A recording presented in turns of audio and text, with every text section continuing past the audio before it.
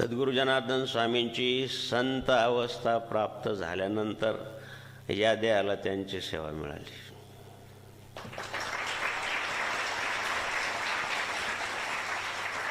सिद्धावस्था प्राप्त झाली म्हणजे काय? बाबाजीची प्रवचन होते. बाबाजी अनुष्ठान करून जातेगावच्या डोंगरावर गेले. पूर्वायुष्याचं काय विशेष नाही, खडतर गेलं पुष्कळ. त्यांनी ती सुद्धा साधनाच होती त्यांची. आणि सिद्धावस्था प्राप्त झाली म्हणजे काय? बाबाजीने सांगितलं की डोंगरावर असे चमत्कार घडत, कोणाला विभूती द्यायची तर कोणाला काय, कोणाची व्यथा जायची, आणि कोणाला बाहेरचं पिशाचं ग्रहभूत पिशाच्या आद्यम त्रिलोक विचारून दे. आपल्यापेक्षा पिशाच्याला अमेरिकन लोक जास्त मानतात पिशाचे. आणि मग ख्रिश्चन कम्युनिटी आहे, मग ते चर्चमध्ये जातात, ते पादरी लोक ते काय उपाय करतात.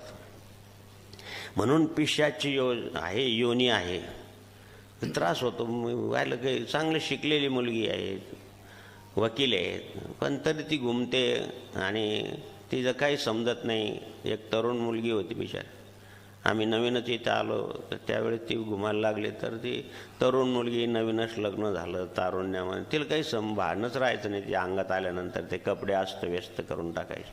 अरे म्हणलं बाबा हे खरं अवघडच आहे. आणि म्हणून देव ही पिशाची आहे. आणि त्या पिशाच्या सिद्ध काय एक बाबाजीने सांगितलं, असे नमःशिवाय असे थाप मारले की पिशाचे गेलं निघून. असे बरंच त्यांनी प्रवचनात त्यांनी याला सिद्धावस्था म्हणतात. एखादा मंत्र सिद्ध झाला आणि त्या मंत्राचा प्रयोग तुम्ही केला तर त्याला वाईट पण होतं, चांगलं पण होतं. याला सिद्धावस्था म्हणतात.